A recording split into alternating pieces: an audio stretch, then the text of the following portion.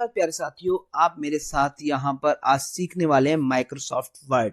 Microsoft word की आज हम बेसिक जानकारियों पर फोकस करेंगे। तो दोस्तों, सबसे पहली बात मैं आपको बता दूं कि हम अपने कंप्यूटर के अंतर्गत माइक्रोसॉफ्ट वर्ड कैसे खोलेंगे। तो आप यहाँ सर्च बॉक्स में पहले क्लिक करोगे और यहाँ जाकर के इसका कमांड लिखोगे WINWORD। विनवर्ड लिखते ही यहाँ आप जैसे ही एंटर करोगे तो आपके लिए माइक्रोसॉफ्ट वर्ड आपके पीसी में खुल जाएगा। और दोस्तों, अब आप यहाँ पर देखिए, ये इतना उपयोगी सॉफ्टवेयर है कि हमारे भारत में ही नहीं पूरी विश्व में काम आने वाला सॉफ्टवेयर है। आपका खुद का ऑफिस हो, आप किसी प्राइवेट जॉब में हो, आप किसी सरकारी जॉब में हो, सभी जगह पर ऑफिस वर्क के लिए माइक्रोसॉफ्ट वर्ड बहुत ही उपयोगी सॉफ्टवेयर है। तो दोस्तों, इसके बारे में बेसिक जानकारी हम आज लेंगे और फिर पॉइंट बाय पॉइंट एक एक बिंदु को क्लियर करते हुए पूरे माइक्रोसॉफ्ट वर्ड को पढ़ेंगे। तो मैं आपको एक उपयोगी जानकारी दे दूं, अगर आप मेरे चैनल पर नए हैं तो प्लीज सब्सक्राइब कर लीजिए, जिससे आपको पूरी जानकारी प्राप्त हो सके। तो दोस्तों, बिना टाइम गवाए हम यहाँ पर अब शुरू करने वाले हैं कि आप देखिए, सबसे पहले जो आपको ऊपर यहाँ दिखाई दे रहा है, इसे हम क्या कहते हैं? इसे हम कहते हैं टाइटल बार।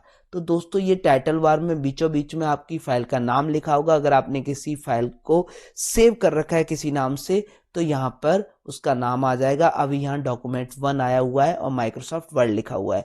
अगर मैं इसे कोई भी नाम दे देता XYZ तो वो लिखा आ जाता है डॉक्यूमेंट की जगह पे। ये बात ध्यान रखना कि वर्ड में जितनी भी फाइलें होती हैं उनको हम डॉक्यूमेंट कहते हैं।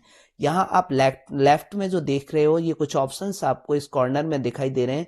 इन ऑप्शनों के एक ग्रुप को हम क्विक एक्सेस बार कहते हैं।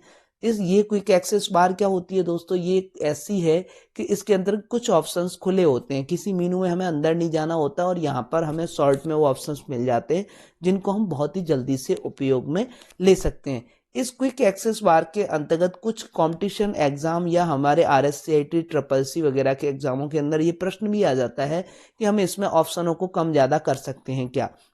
तो देखिए, आप यहाँ पर इस बटन पर क्लिक करिए और आपको यहाँ पता चल जाएगा कि हम इनको बढ़ा सकते हैं और कम भी कर सकते हैं। इतने ऑप्शनों को आप इसमें ले सकते हो। यहाँ आप देख रहे हो अभी हमारे एक्टिव कौन कौन से हैं। यहाँ पर न्यू, सेव, अंडू, रीडू, ये आपके एक्टिव हैं। आप चाहो तो इनमें से जैसे ओपन को बढ़ा सकते हो। तो देखो, ओपन का ऑप्शन आ गया।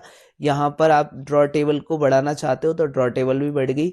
तो इसमें हम बढ़ा भी सकते हैं और चाहे तो हम इसमें से, देखो ओपन को मैं कम कर दूं तो ओपन कम हो गया, और आप न्यू को कम कर दो तो न्यू उसमें से कम हो गया। इसी प्रकार से दोस्तों, अब हम राइट हैंड पे आते हैं तो यहाँ देखते हैं कि हमें 3 ऑप्शंस यहाँ पे दिखाई देते हैं। ये मिनिमाइज का है, जैसे हम किसी और फाइल में काम करना चाहते हैं या एक्सेल में काम करना चाहते हैं या हम क्रोम खोलना चाहते हैं, तो कुछ और काम करना चाहते हैं अपने पीसी पे, तो इस फाइल को मिनिमाइज कर दें बिना बंद किए और दोबारा से हमको जरूरत पड़े तब इसे खोल सकते हैं। ऐसे ही इस जगह पे आप देख रहे हो रिस्टोर और डाउन का एक बटन है, जिससे हम क्या कर सकते हैं, अपनी फाइल का साइज कम भी कर सकते हैं।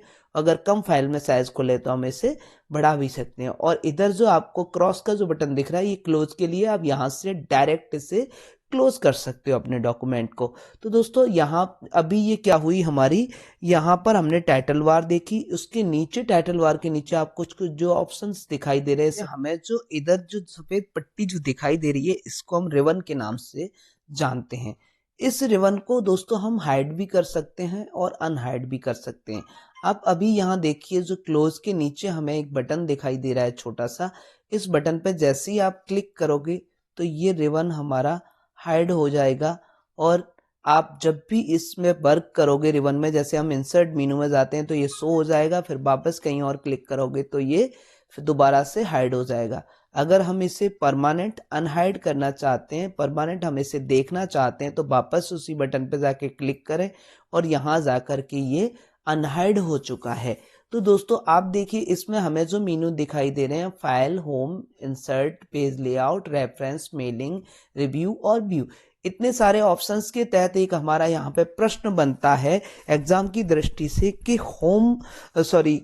जब हम डॉक्यूमेंट कोई भी खोलते हैं, कोई भी एक ब्लैंक डॉक्यूमेंट वर्ड के अंदर खोल के तैयार होता है, तो कौन सा मेनू खुला हुआ रहता है? तो दोस्तों, होम मेनू खुला रहता है यहाँ पर।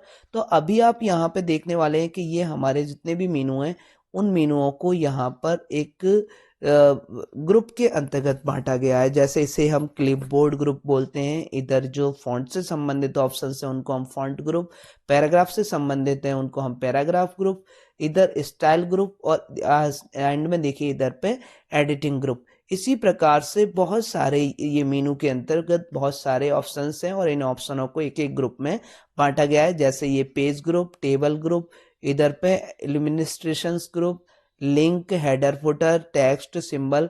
तो दोस्तों इस तरीके से इनको हमने किस में बांटा हुआ, ग्रुप में बटे हुए हैं ये।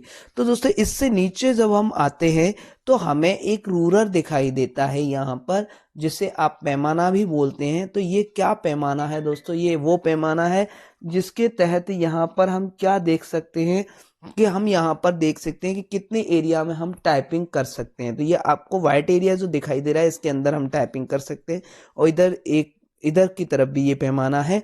तो इससे हम क्या है, टाइपिंग एरिया के बारे में पता कर सकते हैं। जैसे देखो मैं यहाँ पर कुछ भी टाइप कर दूं इसमें, और ये जो आप टाइप कर दोगे और यहाँ टाइप करने के बाद में जहां तक टाइप होना होगा उसके बाद अपने आप लाइन चेंज हो जाएगी। देखो आपने यहाँ पर देखा कि लाइन चेंज हो चुकी, तो इस जगह से आगे टाइपिंग नहीं होगी।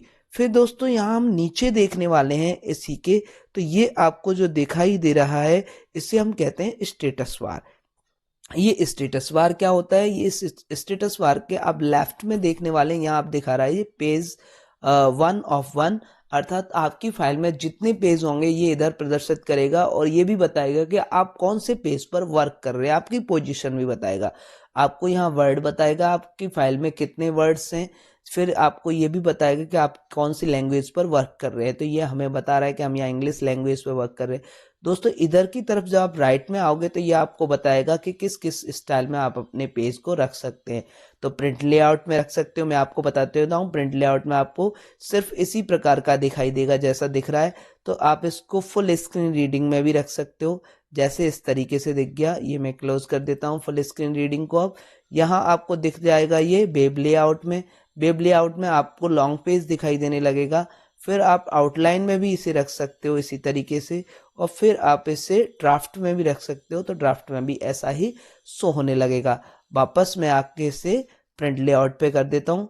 तो इस प्रकार से आप देखिए राइट में आपको एक और बटन दिखाई दे रहा है zoom out and zoom in का।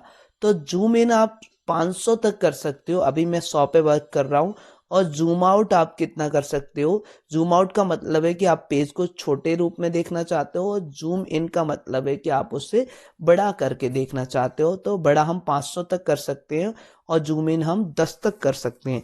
दोस्तों ये आपको यहाँ पर अभी हुई बेसिक इंफॉर्मेशन, और फिर हम देखेंगे इसके एक एक मेनू के बारे में कि फाइल मेनू में क्या होता है, होम में क्या है, इंसर्ट में क्या है, पेज लेआउट में क्या है, रेफरेंस में क्या है, मेलिंग में, रिव्यू, इन सब के बारे में क्या है।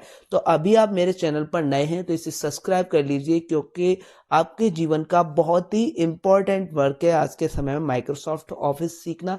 और ऑफिस का भी एक बहुत ही अच्छा प्रोग्राम है माइक्रोसॉफ्ट वर्ड, जो आपके हर एक ऑफिस, आपके प्राइवेट जॉब, आपकी गवर्नमेंट जॉब, सबके लिए उपयोगी है। तो दोस्तों अभी के लिए इतना ही। Thanks for watching, bye bye, take care.